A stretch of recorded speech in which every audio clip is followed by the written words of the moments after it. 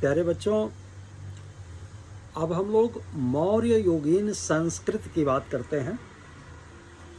आप सबको पता है कि मगध साम्राज्य के उत्कर्ष की जो प्रक्रिया राजा बिंबिसार से प्रारंभ हुई थी, वह मौर्य सम्राटों की अधीन पूर्णता को प्राप्त होता है।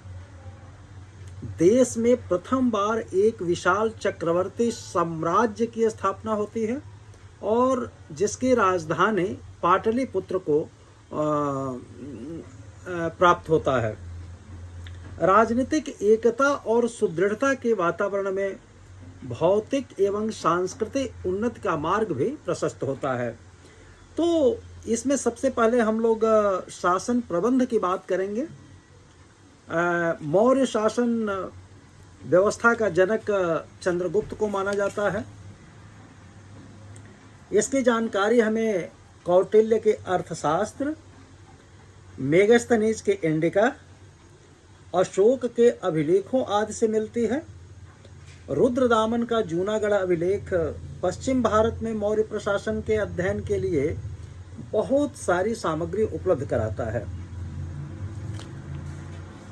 केंद्रीय प्रशासन में जब हम लोग चर्चा करते हैं बच्चों, तो आचार्य कौटिल्य के अनुसार राज्य के 7 अंग थे: राजा, अमात्य, जनपद, दुर्ग, कोष, सेना और मित्र। इन्हें सप्तांग राज्य सिद्धांत या सप्तांग विचारधारा के भी नाम से जाना जाता है। राजा मौर्य साम्राज्य के स्वरूप का राजतंत्रात्मक था। स्वाभाविक रूप से राजा शासन का प्रधान होता था। यद्यपि सत्ता का केंद्रीयकरण राजा में था, किंतु वह व्यवहारिक रूप में निरंकुश नहीं होता था। उपधा परीक्षण एक शब्द आता है जो राजा द्वारा मंत्री तथा पुरोहित का चुनाव उनके चरित्र की भली भांति जांच करने के बाद ही किया जाता था और इस प्रक्रिया को उपधा परीक्षण कहा जाता था। मंत्रण या मंत्री का उल्लेख आता है। ये राज्य के सर्वोच्च अधिकारी होते थे बच्चों। इनकी संख्या 3 या 4 होती थी और इनका चयन अमात्य वर्ग से होता था। अमात्य एक सामान्य संज्ञा थी जिससे शासन तंत्र के सभी उच्च पदाधिकारियों के बारे में आख्यान प्राप्त होता है। यूनानी लेखक इनको सभासद या निर्धारक कहते हैं। ऐसे विषय जिसमें तुरंत निर्णय लेना हो, राजा मंत्रियों से विचार विमर्श करता था और बाद में परिसा मंत्रण या मंत्रिपरिषद जो होता था उसको आमंत्रित किया जाता था। मंत्रण में सामान्यतः प्रधानमंत्री, पुरोहित, सेनापति तथा युवराज को शामिल किया जाता था। ये साम्राज्य के सबसे सर्वोच्च अधिकारी होते थे और इनका वेतन लगभग 48,000 पण वार्षिक था। अब परिसा मंत्रण अर्थात मंत्रिपरिषद का उल्लेख आता है और आचार्य कौटिल्य के शब्द में राज्य रूपी रथ एक पहिए अर्थात राजा के द्वारा नहीं चलाया जा सकता, अतः दूसरे पहिए के रूप में मंत्रिपरिषद की आवश्यकता होती है। बच्चों, अशोक के दूसरे और 14वें बृहद शिलालेख में परिषद का उल्लेख प्राप्त होता है। इसी तरह से मौर्य साम्राज्य के अन्य उच्च अधिकारी कौटिल्य के अर्थशास्त्र में शासन तंत्र के जो उच्च अधिकारी थे उनको तीर्थ कहा गया है और इनकी संख्या 18 बताई गई है। तीर्थ शब्द का प्रयोग 1-2 स्थानों पर हुआ है। अधिकतर स्थानों पर इन्हें महामात्र या महाअमात्य कहा गया है। ये थोड़ा सा क्रमशः देख लीजिए कि 18 जो महामात्र थे वो कौन कौन थे और उनका कार्य क्या था। सर्वप्रथम मंत्री का जो नाम आता है वो आज के प्रधानमंत्री पद के समतुल्य होते थे। चंद्रगुप्त मौर्य के समय मंत्री व पुरोहित दोनों ही पद आचार्य कौटिल्य के पास था। मंत्री के बाद एक पुरोहित शब्द आता है, वो धार्मिक मामलों के प्रधान होते थे। सेनापति, ये सेना के सर्वोच्च अधिकारी थे। युवराज, यह राजा के पुत्र और भावी राजा होते थे। दौवारिक, ये राजप्रसाद के प्रधान अधिकारी थे। अंतर्वेशिक, यह अंगरक्षकों की एक सेना का प्रधान अधिकारी होता था जो राजा और उनके अंतःपुर की रक्षा का उत्तरदायित्व तो इनके कंधों पर होता था। इसी तरह से अगला है प्रशास्त्री अर्थात प्रशस्ति विभाग। अक्षपटल भी इनको कहा जाता है। अक्षपटल विभाग का प्रधान अधिकारी होता था और राज्य के आदेशों को लिपिबद्ध करना व राजकीय शासन संबंधी विवरण को सुरक्षित रखना इनका कर्तव्य होता था। समाहर्ता का नाम आता है, ये राजकीय करों का संग्रह करते थे, आय व्यय का ब्यौरा रखते थे और वार्षिक बजट तैयार करते थे। सन्निधाता ये कोषाध्यक्ष थे। व्यवहारिक ये धर्मस्थीय न्यायालय के प्रमुख थे। प्रदेष्टा ये कंटक शोधन न्यायालय या फौजदारी अदालत के प्रमुख न्यायाधीश थे। नायक सैन्य संचालन के उत्तरदायी सेना के अधिकारी थे। नागरिक या पौर यह नगर प्रशासन का सर्वोच्च अधिकारी होता था। कर्मांतिक उद्योग विभाग के सर्वोच्च अधिकारी थे। मंत्री परिषदाध्यक्ष या सचिव ये मंत्री परिषद के अध्यक्ष होते थे। दंडपाल शब्द आता है, वो पुलिस विभाग का प्रधान अधिकारी था। दुर्गपाल तो किला से संबंधित मामले देखते थे, उसके प्रधान थे। और अंतपाल का तात्पर्य सीमा संबंधी मामलों के ये प्रधान हुआ करते थे। इसके बाद अर्थशास्त्र में 26 अध्यक्षों का भी उल्लेख प्राप्त होता है, जिसमें कोषाध्यक्ष, अकाराध्यक्ष, लौहाध्यक्ष, लवणाध्यक्ष, सुवर्णाध्यक्ष, कुय्याध्यक्ष, पंड्याध्यक्ष, आयुध अध्यक्ष, पौतवाध्यक्ष ये मापतौल से संबंधित है। मानाध्यक्ष समय और स्थान से, शीताध्यक्ष कृषि से, शुल्काध्यक्ष कर विशेष से, सूत्राध्यक्ष कताई बुनाई से, सूराध्यक्ष अर्थात सुरा से शराब से, सूनाध्यक्ष कसाई खाना से, मुद्राध्यक्ष पासपोर्ट से, गणिकाध्यक्ष वेश्याओं के देखभाल से, विविताध्यक्ष चारागाह से, बंधनागाराध्यक्ष जेल से, नवाध्यक्ष पशु के निरीक्षण से, नौकाध्यक्ष नौका से, पत्तनाध्यक्ष बंदरगाह से, गविका अध्यक्ष या बलाध्यक्ष सेना के विभिन्न विभाग से, संस्था अध्यक्ष ये बाजार से और देवता अध्यक्ष ये देवालय से संबंधित होते थे। तो बच्चों ये सारे लोग जो है केंद्रीय प्रशासन के अंतर्गत आते थे और केंद्र में जो इनके संबंधित विभाग थे उसमें ये अपना कार्य कुशलता से संपन्न करते थे। अब हम लोग बात करते हैं प्रांतीय शासन की। तो प्रांतीय प्रशासन में प्रशासन के सुविधा के लिए साम्राज्य जो था पूरा उसको चक्रों अर्थात प्रांतों में बांट दिया गया था। चक्र को मंडलों अर्थात कमिश्नरियों में बांटा गया था। मंडल को आहारों या विषयों अर्थात जिला में बांटा गया था और आहार विषय को गांवों में बांटा गया था। अब ये जो प्रशासनिक इकाई थे वो चक्र या प्रांत कह लीजिए, उसके अध्यक्ष जो थे राष्ट्रपाल कहे जाते थे। उज्जैन व तोसली शिलालेख में इनका उल्लेख मिलता है और आर्यपुत्र कहा जाता है सुवर्णगिरी शिलालेख में।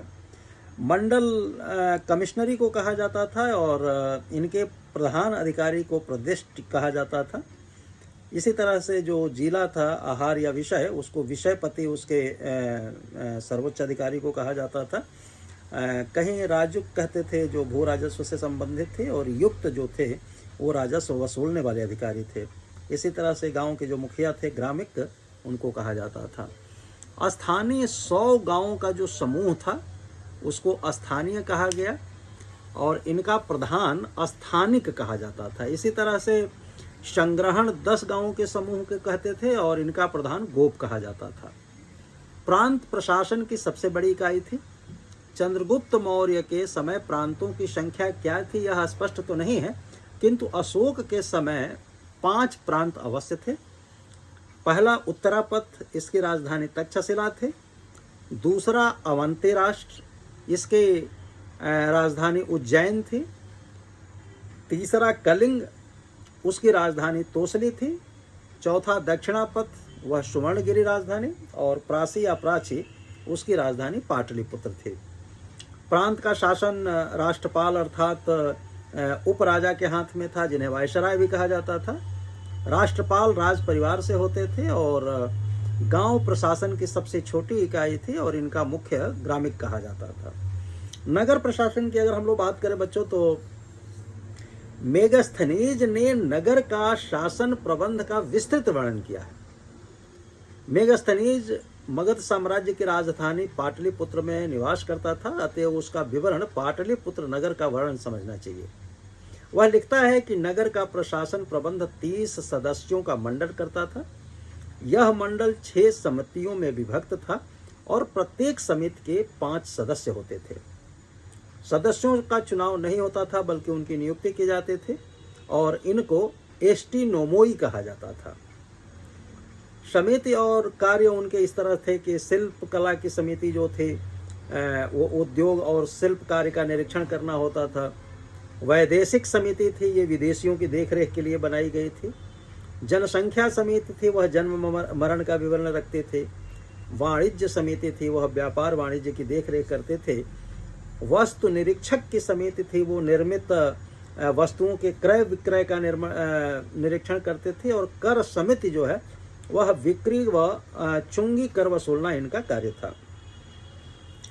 इसके बाद हम लोग अब मौर्यकालीन न्याय व्यवस्था की अगर बात करते हैं तो मौर्य काल में राजा के न्यायालय एवं ग्राम न्यायालय को छोड़कर अन्य सभी न्यायालय 2 प्रकार के होते थे। पहला धर्मस्थीय न्यायालय, दूसरा कंटक शोधन न्यायालय। धर्मस्थीय न्यायालय को आज का सिविल कोर्ट कह सकते हैं। इसमें सिविल कानून से संबंधित मामलों का निपटारा किया जाता था। धर्मस्थीय न्यायालय का प्रमुख न्यायाधीश धर्मस्थ या व्यवहारिक कहलाता था और लगभग इनकी संख्या 3 होती थी। इसी तरह से अगर कंटक शोधन न्यायालय या क्रिमिनल कोर्ट का भी उल्लेख प्राप्त होता है और इस न्यायालय का प्रमुख प्रदेष्टा कहलाता था।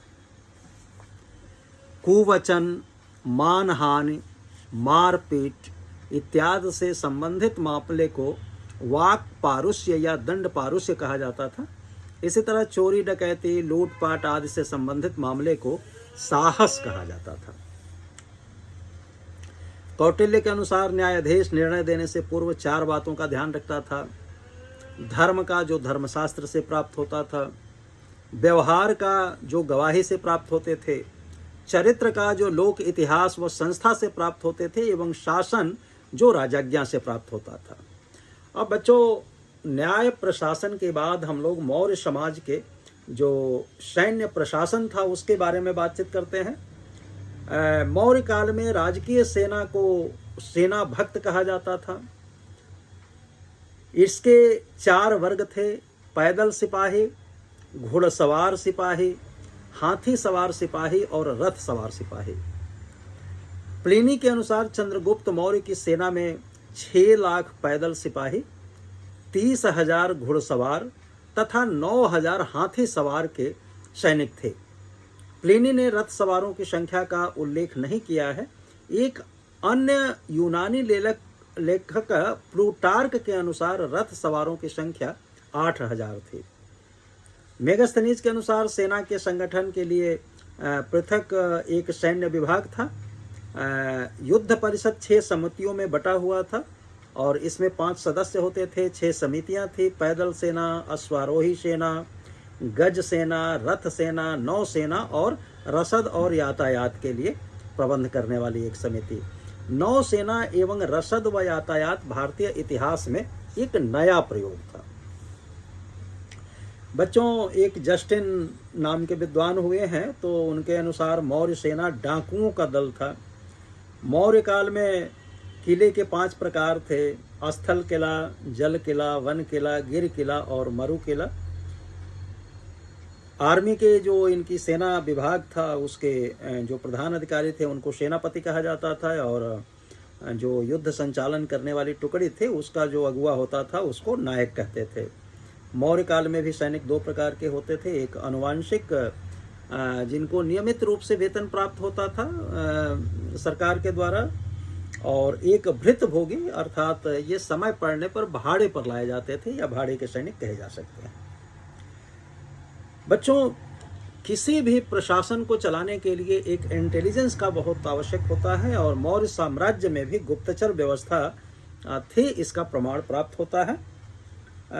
मौर्य काल में गुप्तचर विभाग के जो प्रधान थे उनको महामात्य सर्प कहा जाता था। आचार्य कौटिल्य इनको गूढ़ पुरुष भी कहते हैं। चूंकि गुप्तचर गूढ़ लेख कूट शब्द प्रयोग करते थे इसलिए इन्हें गूढ़ पुरुष कहा जाता है। गुप्तचरी के लिए पुरुष और स्त्री दोनों की नियुक्ति किया जाता था। ये दो प्रकार के तरह थे, संस्था व संचर। संस्था मतलब एक ही स्थान पर रहने वाले गुप्तचर थे। मुख्य रूप से राज्य कर्मचारियों के शौक या भ्रष्टाचार का पता लगाना इनका कार्य था। और संचरह में घूमने वाले गुप्तचर थे, जो घूम घूम कर सूचना एकत्र करके उसको राजा के पास पहुंचाते थे। विशेष संवाददाता को प्रतिवेदक कहा जाता था, जिसकी सूचना सीधे राजा तक होती थी। शांति व्यवस्था बनाए रखने के लिए अर्थशास्त्र में रक्षिण शब्द का प्रयोग होता है, जो पुलिस के लिए किया गया है। इसे एरियन ने ओवरसियर्स एवं स्ट्रैबो ने इंस्पेक्टर्स की संज्ञा दी है। निष्कर्ष के रूप में कहा जा सकता है कि मौर्यों की प्रशासनिक व्यवस्था कालांतर की सभी भारतीय प्रशासनिक व्यवस्था का आधार बने। यहाँ तक कि मुस्लिम शासक एवं अंग्रेज भी राजस्व व्यवस्था, नौकरशाही तथा पुलिस व्यवस्था के क्षेत्र में मौर्य शासन के द्वारा स्थापित जो प्रतिपान थे उन्हीं का अनुकरण करते हैं। और मौर्य प्रशासन के अधिकांश आदर्श को आधुनिक युग के स्वतंत्र भारत के शासन में भी देखा जा सकता है। बच्चों, मौर्यकालीन अर्थव्यवस्था के बारे में अगर हम बात करते हैं तो मौर्यों का राजनीतिक एकीकरण, केंद्रीयभूत शासन व्यवस्था, कानून व्यवस्था की स्थापना, कृषि, शिल्प और व्यापार आदि के द्वारा राज्य द्वारा प्रोत्साहन व संरक्षण, सिकंदर के भारत अभियान से प्रशस्त पश्चिमी व्यापारिक मार्ग आदि कारणों से मौर्य काल की अर्थव्यवस्था अत्यंत समृद्ध हो जाती है। इस अर्थव्यवस्था की दो मुख्य विशेषताएं थी। अर्थव्यवस्था पर राज्य का प्रत्यक्ष नियंत्रण होता था और विभिन्न आर्थिक स्रोतों से राजस्व की उगाही होती थी। तो इस तरह से हम लोग मौर्यकालीन अर्थव्यवस्था की भी चर्चा करेंगे। बहुत बहुत शुभकामनाएं। अभी अगले लेक्चर में हम लोग मौर्य काल की अर्थव्यवस्था के बारे में जानकारी लेंगे। धन्यवाद।